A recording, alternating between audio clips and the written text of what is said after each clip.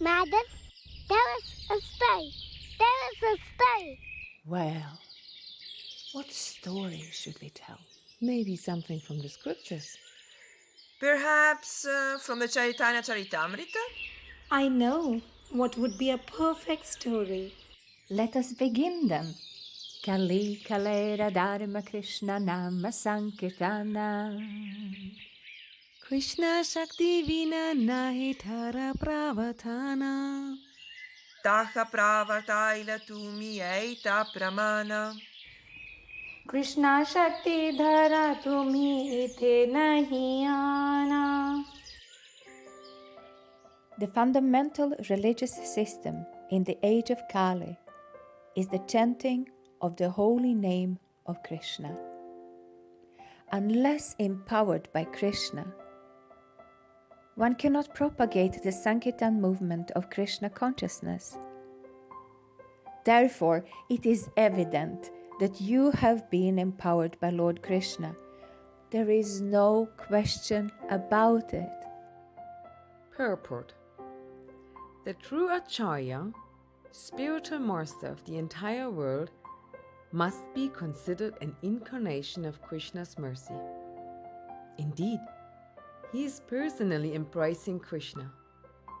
He is therefore the spiritual master of all the varnas and all the ashrams, since he is understood to be the most advanced devotee. He is called Paramahamsa Thakura. CC Antya-lila 7:11-12. Sri Advaita Acharya appeared sometime before Lord Chaitanya. He found the world devoid of devotional service to Krishna. Seeing everyone engaged in materialistic activity, the Acharya felt great compassion and began to consider what he could do for the people's benefit. He thought, if Sri Krishna were to appear as an incarnation, he himself could preach devotion by his personal example. In this age of Kali, there is no religion other than the chanting of the holy name of the Lord. But how in this age will the Lord appear as an incarnation? I shall worship Krishna in a purified state of mind. I shall constantly petition him in humbleness. My name, Advaita, will be fitting if I am able to induce Krishna to inaugurate the movement of the chanting of the holy name. Thus, the Lord decided to advent disguised as his own devotee and teach pure devotional service by practicing it himself. Accompanied by his associates, servants, weapons, and confidential companions, the Supreme Personality of Godhead, Lord Chaitanya Mahaprabhu, appeared in Nadia some 500 years ago. The Lord thought, my name is Vishvambar, one who maintains the entire universe. Its meaning will be actualized if I can fill the whole universe with love of Godhead.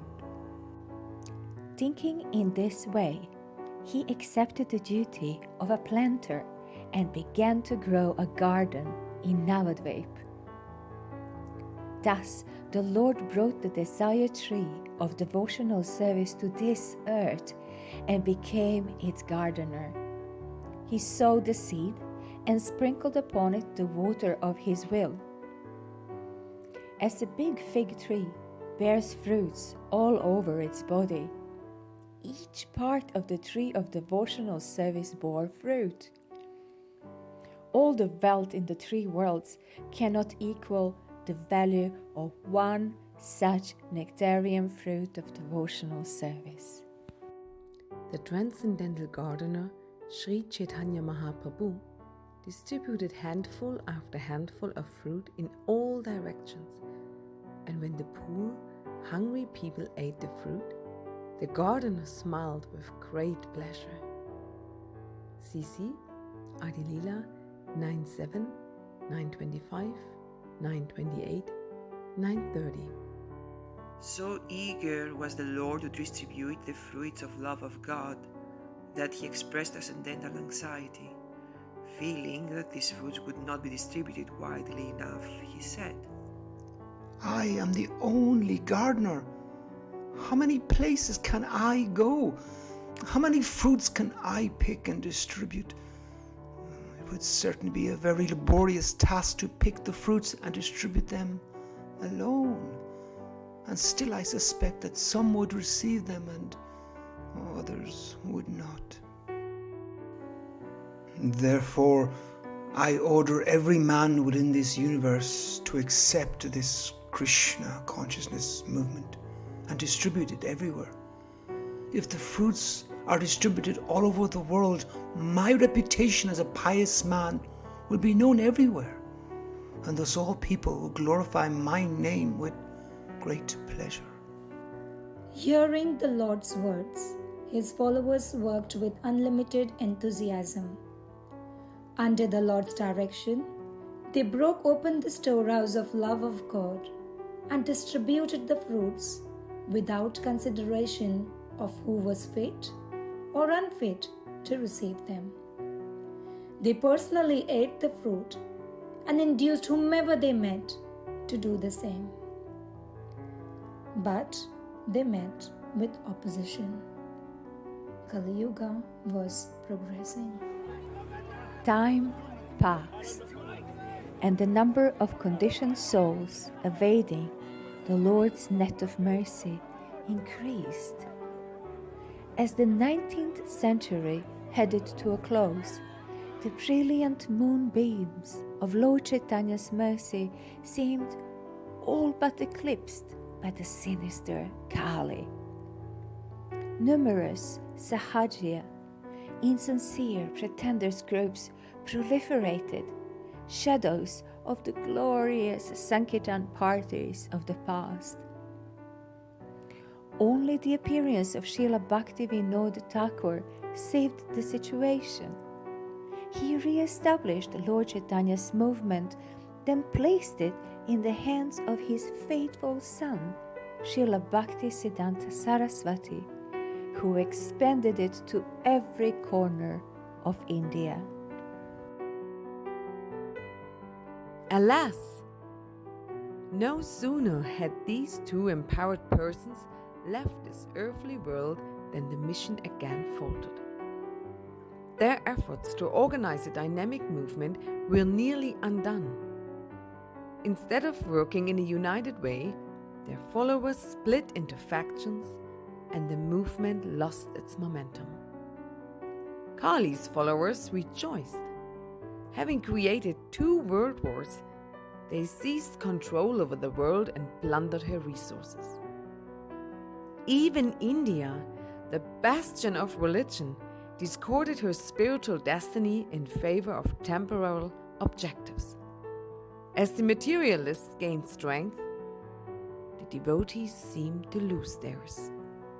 The unconquerable forward march of Srila Sarvati Thakura's legions ground to halt, jeopardizing the legacy of Srila Bhaktivedanta. Timely ringing of the temple bells and the full belly became the new measure of success. Lord Chaitanya's prophecy of a worldwide Sankirtana movement seemed no more than a wishful dream, the fanciful words of some medieval poet. Sri Chaitanya Mahaprabhu sat amongst his closest associates, appearing like a full moon amidst a starry firmament. He had stopped their dance of ecstasy to consider the plight of his Sankirtan movement. They heard Srila Bhaktisiddhanta Saraswati's report of their mission's stagnation. The Lord's eyes welled with tears. He had come to benefit the whole world, not just to change a few. Srila Bhaktivedanta interjected. You have made so many disciples. Will none of them dare to cross the ocean?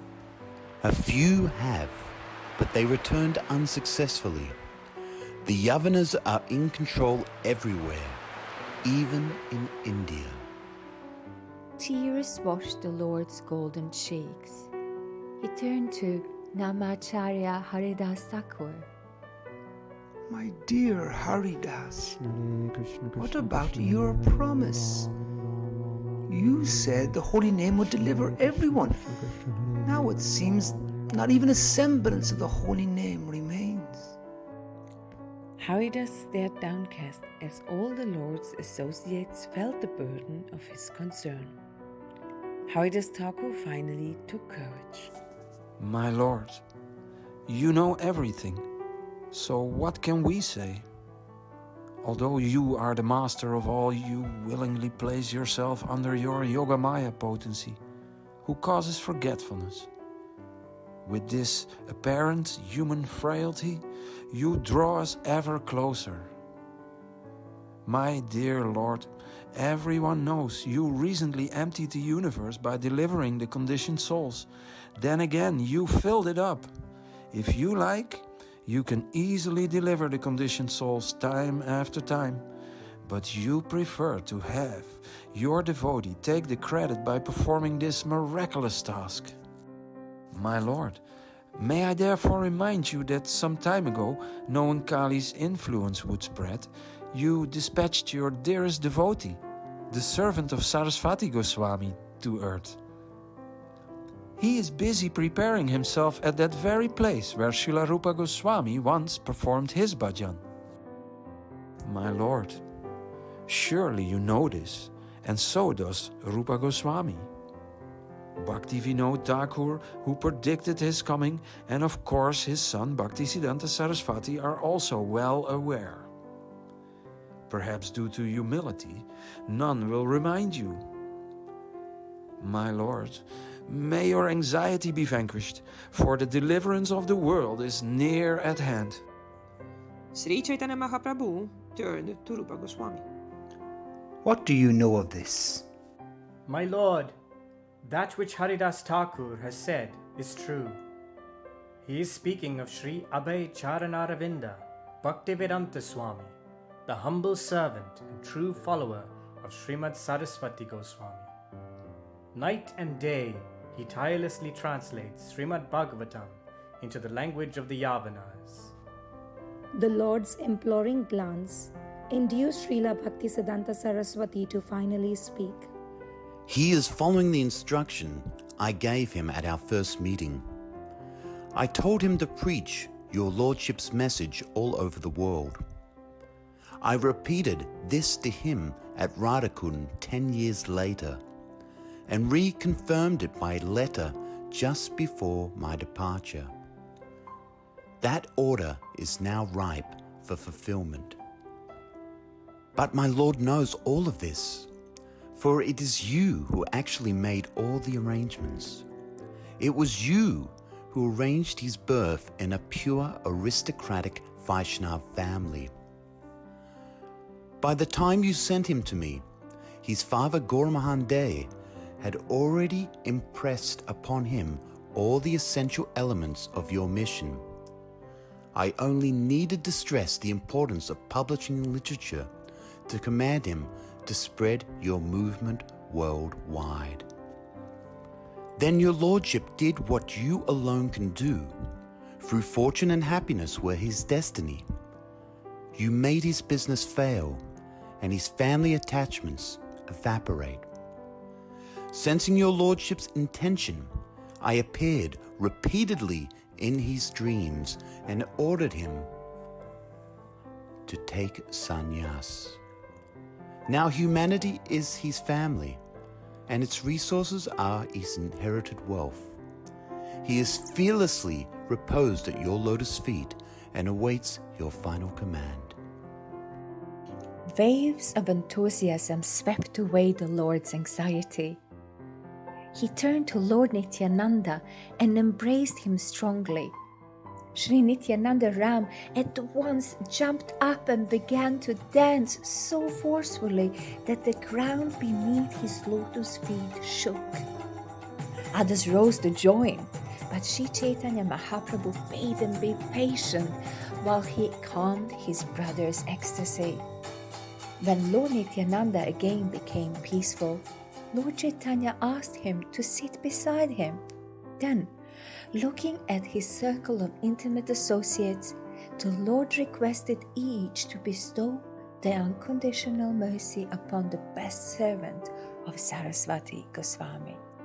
Lord Chaitanya called first upon Sri Advaita Acharya, saying that the Acharya was such a great personality that Lord Krishna would surely fulfill his prayers. The exalted Sri Advaita, the incarnation of both Lord Mahavishnu and Lord Shiva, and the shelter for all conditioned souls, offered the first benediction. My Lord, since you are not scheduled to appear again until Brahma's next day, countless jivas will have to suffer endless births awaiting your next appearance. I cannot bear this. Therefore I pray to you now, empower Saraswati Goswami's able disciple to deliver them on your behalf. All the assembled devotees roared with approval.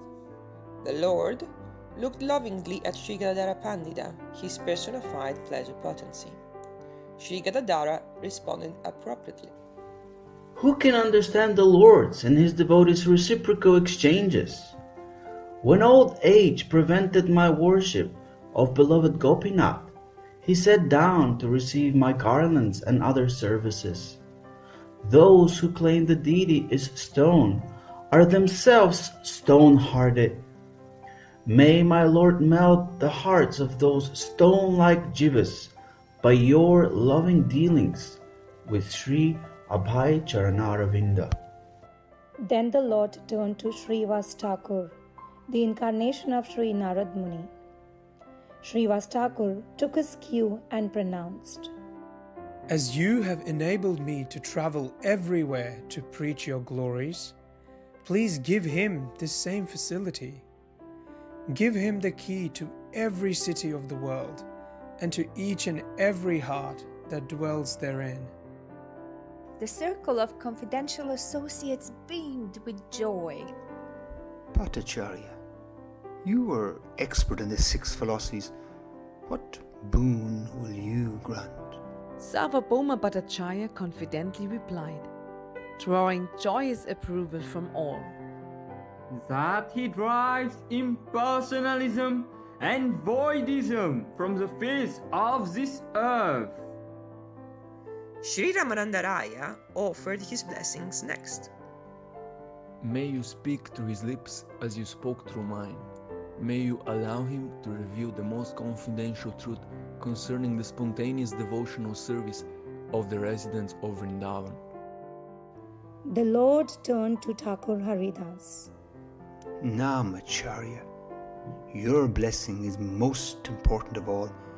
Which boon will you bestow on my fearless servitor? Haridas Thakur replied without hesitation. The power to give your pure holy name to everyone, no matter how lowly or fallen they may be. Lord Chaitanya surveyed his dearest followers, the 6 Goswamis. Srila Sanatana Goswami was the first to speak. He will carry Vrindavan Dham wherever he goes. He will establish the standard behavior of a Vaishnava by his words and deeds. Srila Rupa Goswami promised. His Sankirtan activities will churn the ocean of bhakti, producing a nectarian beverage which will intoxicate the entire world. Srila Raghunath Bhatta Goswami said, Srimad Bhagavatam is our life and soul. We never tire of hearing its narration. When I recite the Bhagavatam, Sri Rupa and Sri Sanatan derive such pleasure that they insist I sing every verse in 3 different tunes. Therefore, when Srila A.C. Bhaktivedanta Swami causes the Bhagavatam to be sung in every language of the world, who can imagine how much pleasure it will give the Lord and his associates?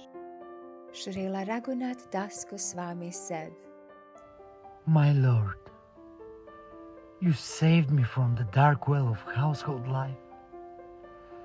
but your departure left me burning in the fire of separation.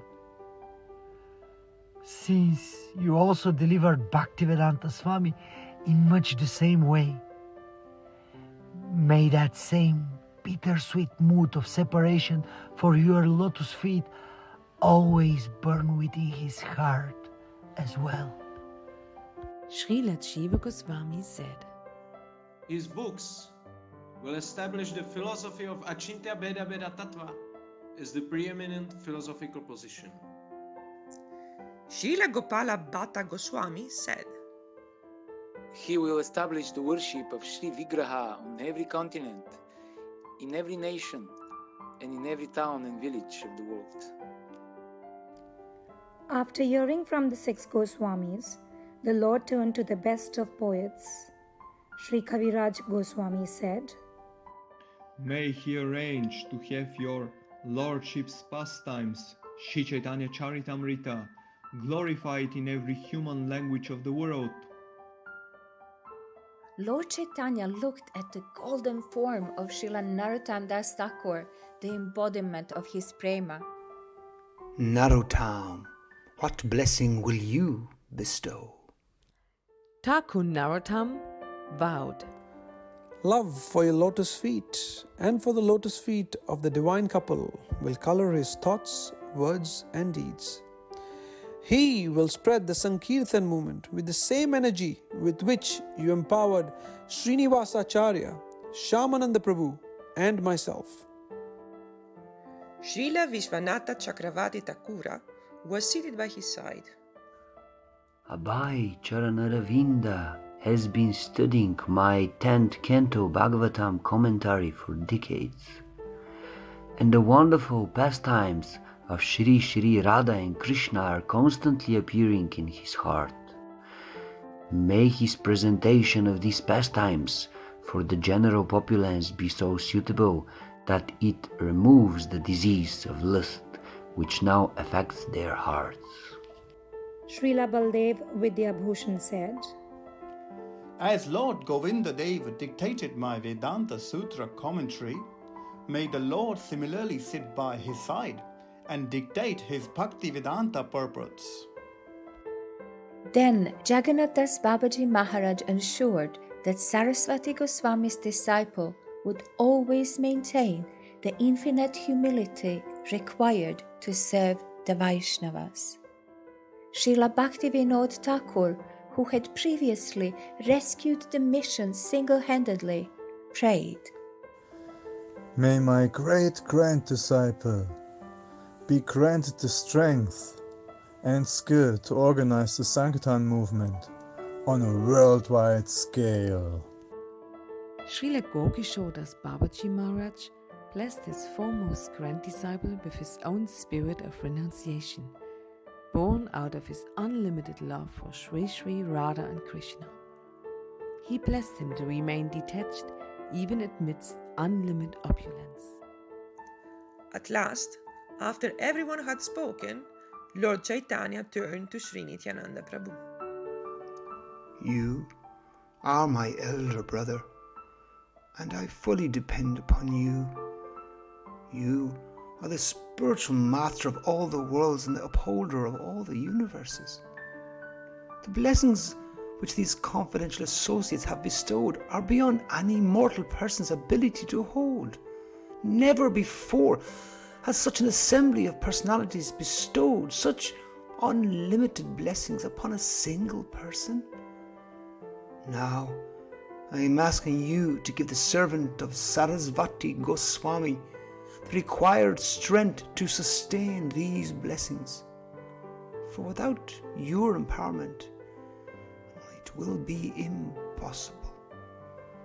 Sri Nityananda Prabhu smiled broadly, then nodded his head affirmatively, drawing a great roar of Haribol! Haribol! I will infuse his mission with my own personal energy. I will personally support his temples, ashrams, conveyances, in fact, every aspect of his and his followers' mission. Due to my presence, Nothing will check the progress of this movement. The joyous response to Sri Nityananda's decree was deafening. The august assembly appeared to have lost their gravity. As they tried to estimate the effect of Lord Nityananda's mercy, their minds became boggled. Some cried, others laughed, and pandemonium would have broken out had Lord Chaitanya not suddenly noticed Sri Swarup Damodar Goswami. Oh? Have you escaped without giving a blessing? The Lord smiled at his secretary's silence. Come now, tell us, what will it be? Sri Swarupa Damodara Goswami, whose transcendental intelligence was no less than that of the Lord himself, would not be drowned in it. When Nityananda Prabhu has made such a promise, there's nothing more for anyone to do. No, I'm not holding back, but someone amongst us is. Everyone looked puzzled, for they had all given bones. They had no idea who he was referring to. Then, at last Advaita Acharya understood. My lord, you have proven once again your supreme intelligence. That great person Swarup Damodar is referring to is none other than you. You have made each of us give our blessings, all, that is, except for yourself. What value are our blessings if you do not add yours? Everyone waited with bated breath to hear Lord's response. The Lord remained silent, contemplating the Acharya's words. Then, at last, he who is ever bound to his devotees' words soberly declared, So be it. I shall personally enter the heart of my dearest devotee and unfailingly guide his every thought, word and deed. My mission to bestow Prema Bhakti throughout the Sankirtan movement will thus be fulfilled. With this promise, he sealed destiny. It was more than the devotees could tolerate. Led by the indomitable Lord Nityananda, they sprang up with abundant joy and began a performance of Sankirtan, whose vibrations reached the far corners of the universe. Accompanied by their associates, servants, and confidential companions, Lord Chaitanya Mahaprabhu and Lord Nityananda danced with such abandon that the storehouse of love of God broke open, and the nectar liquid of Prema Bhakti once again began to flood the universe. The ship Jaladuta, tossed by the Atlantic waves, seemed to sway to the rhythmic kirtan of the Lord Gauranga and his associates. On board, Sri Srimad Abhay Charan Bhaktivedanta Swami, the recipient of the rarest mercy ever bestowed, wrote the following poem. Sri Srimad Bhakti Siddhanta Saraswati Thakur, who is very dear to Lord Gauranga, the son of Mother Sachi, is unparalleled in his service to the Supreme Lord Sri Krishna. He is the great saintly spiritual master who bestows intense devotion to Krishna at different places throughout the world. So, by his strong desire, the holy name of Lord Gauranga will spread throughout all the countries of the Western world, in all the cities, towns and villages on the earth. From all the oceans, seas, rivers and springs, everyone will chant the holy name of Krishna. As the vast mercy of Sri Chaitanya Mahaprabhu conquers all directions, a flood of transcendental ecstasy will certainly cover the land.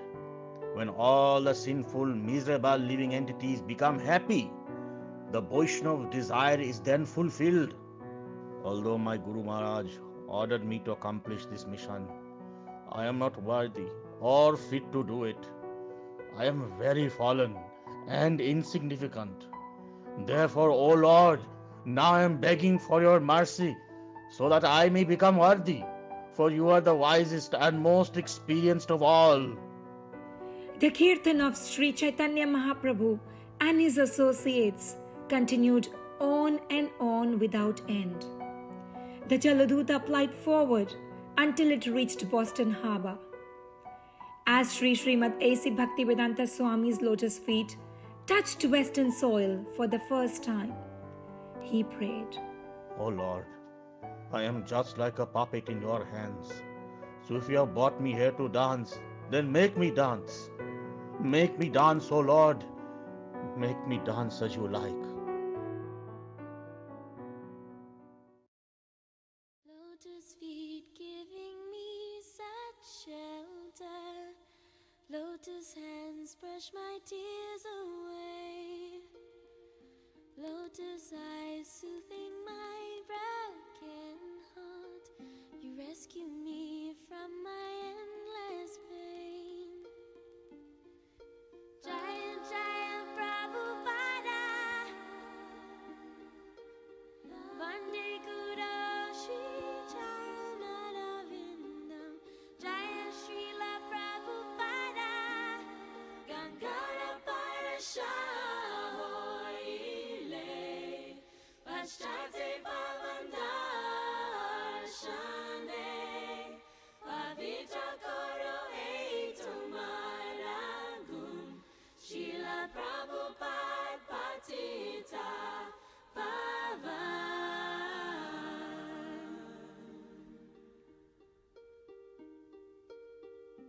Param Guru gave books to cure me of diseases that come with this age. Goloka full of spiritual pleasure, he revealed on every page. Jaya Jaya Prabhupada,